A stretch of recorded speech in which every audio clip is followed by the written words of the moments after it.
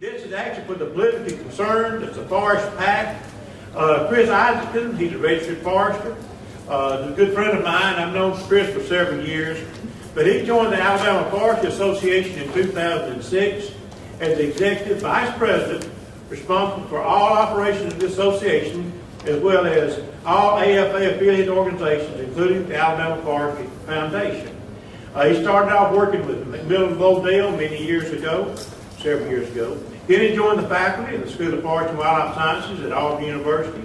And then recently, he's a partner in a wood supply company with harvesting, woodyard, and sawmill operations in Alabama and Georgia. Chris also currently holds designations as a registered forester and a certified wildlife biologist. So he's got a lot working for his plate. So without further ado, Chris, please come up. Thank you so much for coming. Thank you.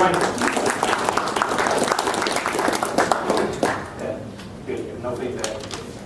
Well, good afternoon. Glad to be here. What a beautiful setting. Matter of fact, when the meeting announcement came out, or when the early announcement came out, probably last year around this time, I looked at the location and I said, "Dadgummit, I'm coming to the AFOA meeting this year." So I made my reservations, and so I was coming, and I told Lee, I said, when I ran into him somewhere, I said, "Lee, I'm coming to y'all's meeting this year." He said, "Well, good. Why don't you speak?"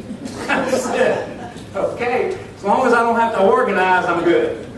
So I enjoyed coming, and what a great setting. He has asked me to do something in a very compressed period of time, and that is talk to you a little bit about what we do politically. So let me see if I can give you kind of a 30,000-foot overview and help you understand what it is exactly we do politically, and if you have an interest, just talk to you about how you can get engaged in the political process. Probably a lot of you know who we are as an association, but we're the only organization in Montgomery that has somebody up there every day in the legislature that's working for and advocating exclusively for the forestry community. We're up there every day. We got people up there every day. We put our eyes on every bill. We take a look at everything that's happening in state government and in the agencies to evaluate what kind of impact it's going to have on the forestry community. Who are we? Our land ownership, all the way from stump to the mill. 40% of the state's forest land are either owned or managed by our members. 70% of the timber that's harvested by our members. 100% of the paper mill production. 90% of the softwood lumber production. 50% of the hardwood lumber. 100% of the panel production. So we are, matter of fact, Brown Foreman is one of our newest members, and we are very excited about their operations up here. But we do represent the broad forestry community. When you take a look at what it is that we do, I was in a meeting several years back, and I was trying to explain what we do when I first started.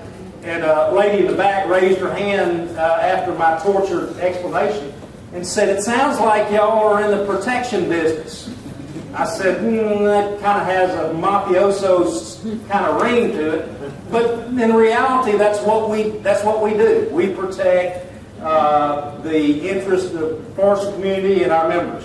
Address issues, solve problems, protect members. What is it that we focus on? 90% of the issues that we address are supply chain issues. And those are issues that range anywhere from things that impact the growing of trees to the harvesting to the delivery. So in that space, 90% of the things that we do are focused on the efforts, are focused on that. Property taxes obviously have a direct impact on you as a landowner liability. Road access, weight limits, you may not think that much about that having a direct impact on you, but it does. If you're talking about road access, having to road and bridge, having to avoid bridges, posted bridges, then you're talking about maybe 10 to 12 mile detour to go around a posted bridge. Where's that money going to come from? That's added fuel. it's coming out of the stumpage is where it's coming out of. So these have direct impacts on what you as a landowner get paid, anything that adds cost to the supply chain.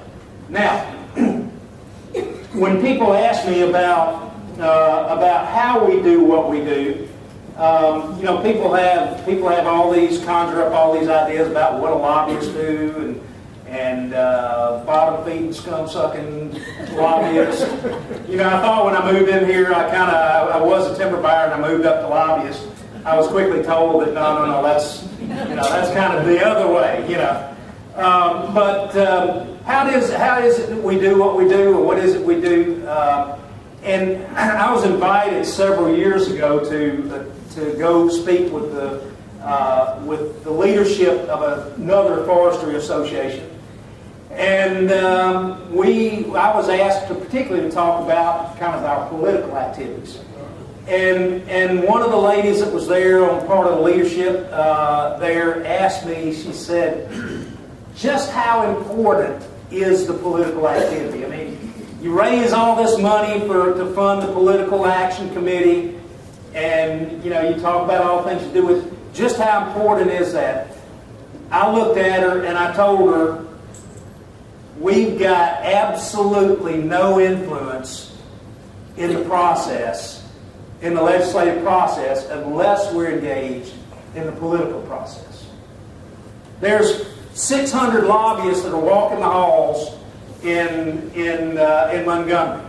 But if you take a look, whether it's Alabama or Georgia or Mississippi or Nebraska or New York or California, you take a look at those organizations and those individuals that have influence, and you will always see it's the people who have involvement in the political process that have the most influence. Now, some critics would say, well, you're just trying to elect people that are beholden to you. No, what we're trying to do is we're trying to identify people that make decisions based on principles. We're trying to support people to get elected who are not going to lick their finger and hang it up and, in the air and see which way the wind's blowing, but they're going to make decisions based on principles. And then we want to support them. We can have policy disagreements. Matter of fact, a lot of the people we support, we disagree with on some things. That's okay. But what we're looking for are people that are there for the right reasons. So we can't have any influence, we can't have substantial influence in the legislative process without involvement in the political process. So what do? We do basically three things. We started out back historically at AFA. All we did was basically we had a PAC, a political action committee, that is a legal entity that you can contribute to, that people can contribute to, and then the PAC contributes to political campaigns or supports political campaigns. In the past, we've simply raised money and passed out checks. About 2009, we stepped back and said, that's not the best way to do that. That's not the most effective way to do that. So we developed a strategy that involved three things. Number one, recruiting candidates. In the past, by and large, what we had done is we had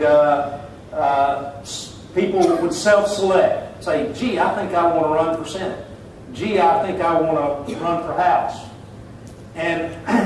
Or they would get recruited by somebody else. And so when it came down to us deciding who to support, we were way on down the line, and all we had to do was choose from the list of existing candidates.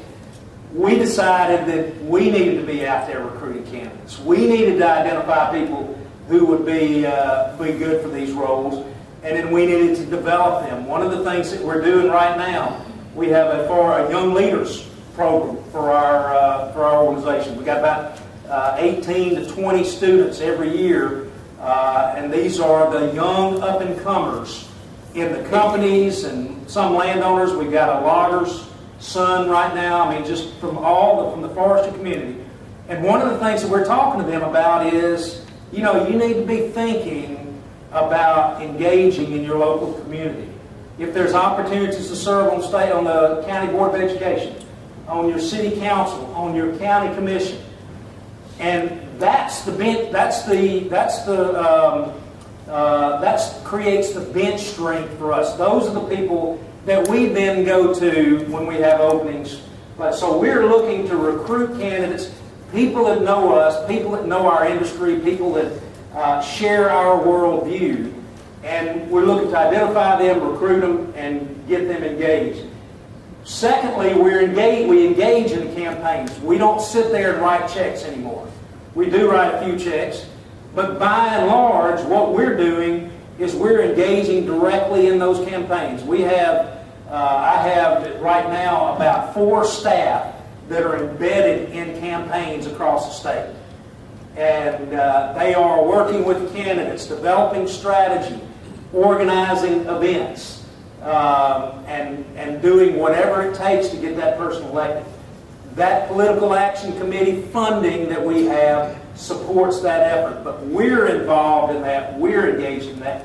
And even in those cases where we don't have somebody engaged or embedded, we're out there working with them on a frequent basis on how we think the best and most effective way to get the word out.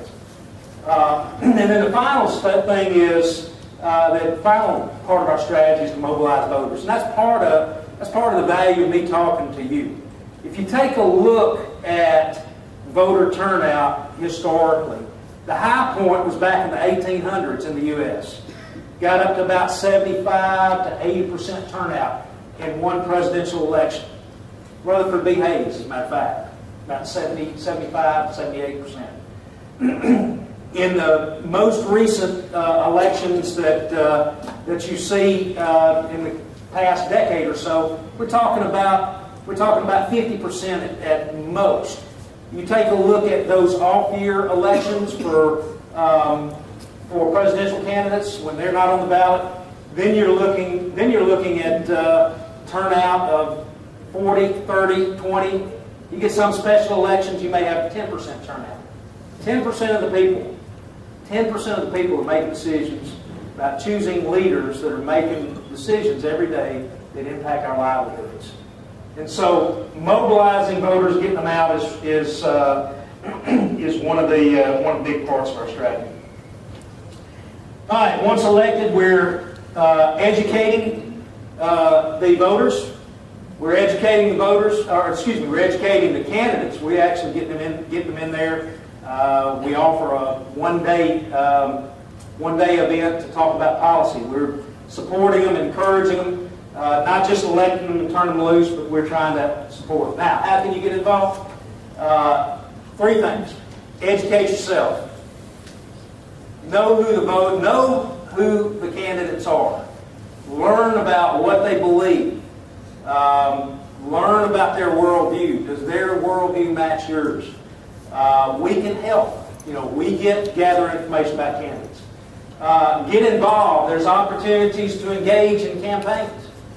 There's opportunities to give. If you want to give, we've got a cup of coffee a day campaign that you can provide funding to the ForestPAC, or give directly to the candidates of your choice. But most importantly, show up. Show up at the polls, and get your friends and family to show up at the polls. Now, we would love to talk to you more if you got any more interest in just talking about campaigns or candidates. Bill Harris is our Director of Political Affairs. I've got a little flyer on our cup of coffee a day campaign here, and also Gary in his presentation mentioned our workforce development program. There's a little push card on that up here if you want it as well. So, with that said, Wayne, I think I am expired. Chris, we appreciate it so much.